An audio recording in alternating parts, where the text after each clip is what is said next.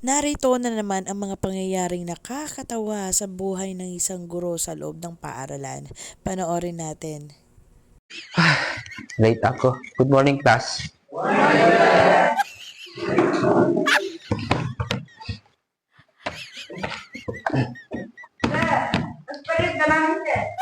Ha?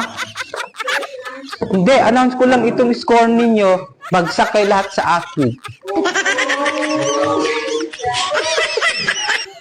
Bago tayo mag-umpisa ng ating talakayan ngayon, nais ko munang malaman ang mga New Year's resolution.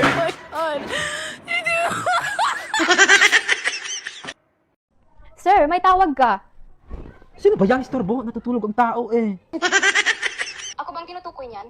Papuntahin mo nga sa office ko. Sino yan, si principal? Ba't di mo sinabi? Ang pera ay ginagamit nating pambili ng pagkain katulad ng bigas, ulam, prutas, gulay, pambili ng inumin, pambili ng damit, pambili ng sapatos, at pangbayad ng utang. Kapag daw Valentine's, nagbibigay ng rose. Kailan pa?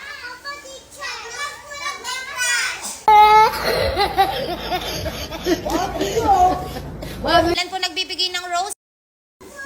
Happy Valentine's.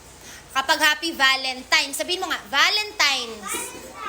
Hindi Valentine's, Valentine's. Okay, kailan pa? Kapag?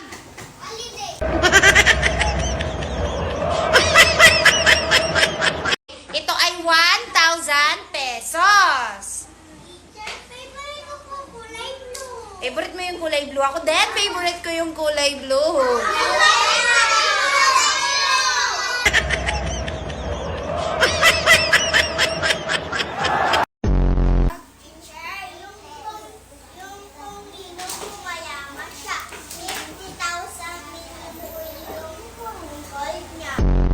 Ano, magkano po ito?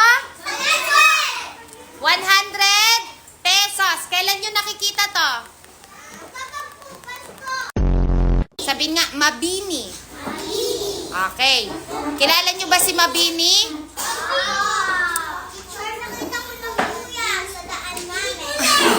Sino si Mabini? Nakasalubong mo siya?